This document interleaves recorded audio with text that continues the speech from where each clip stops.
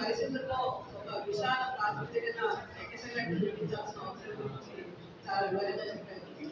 ఆ నేపథ్యంలోనే గంటి ప్రసాద్ గారు నాకు పనిచేసినది చాలా తక్కువ కాలం అనుభవం. 2012 చివరి నుంచి 2013లో ఆయన అమృతయ్యేలాగా చాలా సమీపంగా పనిచేసిన అనుభవం ఉంది.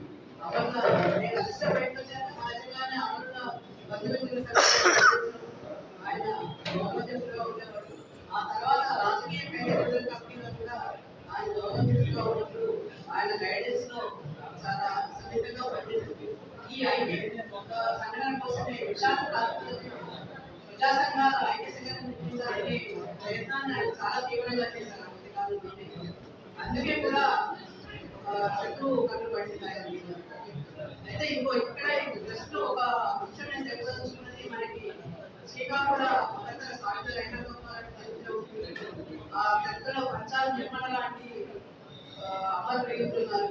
కానీ ఇక్కడ హాల్లో చూస్తే మహిళల సంఖ్య చాలా తక్కువగా ఉంది, వేడుతున్నారు. కాబట్టి మనము ఎక్కడో ఉద్యమము విజయవంతం కావాలంటే మహిళల భాగస్వామ్యం లేకుండా ఏ ఉద్యమము కూడా విజయవంతం కాదు. కాబట్టి ఆ రంగంలో కూడా మనం ప్రత్యేకించి అన్ని రంగాల్లో మనం ఏ రంగంలో పనిచేస్తున్నా, విద్యార్థి రంగం కావచ్చు, రైతాంగ రంగం కావచ్చు, ఆర్థిక రంగం కావచ్చు, మహిళల భాగస్వామ్యాన్ని కూడా అంతగానే పెంచడానికి మనం ప్రత్యేకమైతే ఆ దిశగా మనం ఇబ్బంది పడతాము. అదేవిధంగా మనం చూస్తున్నాం ఇప్పుడు దండకారణ్యంలో, జార్ఖండ్లో, బీహార్లో, ఛత్తీస్గఢ్లో దారుణ మారణకాండ జరుగుతుంది. ఆ మారణకాండలో మహిళలు కూడా 50% పైగా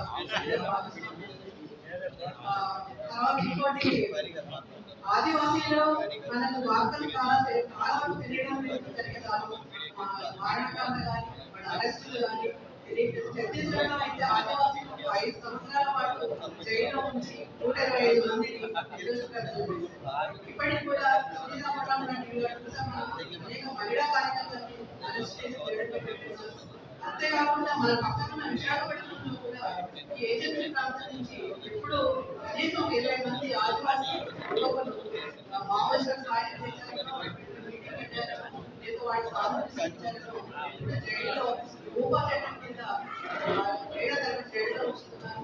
వాటందరి విధాల కోసం పోరాడాల్సిన అవసరం, డిమాండ్ చేయాల్సిన అవసరం. కాబట్టి ప్రసాదం మనకు ఈ ఆపరేషన్ ప్రత్యేకంగా పోరాటానికి విశాల ప్రాతిపదికన ఒక ఎక్సలెంట్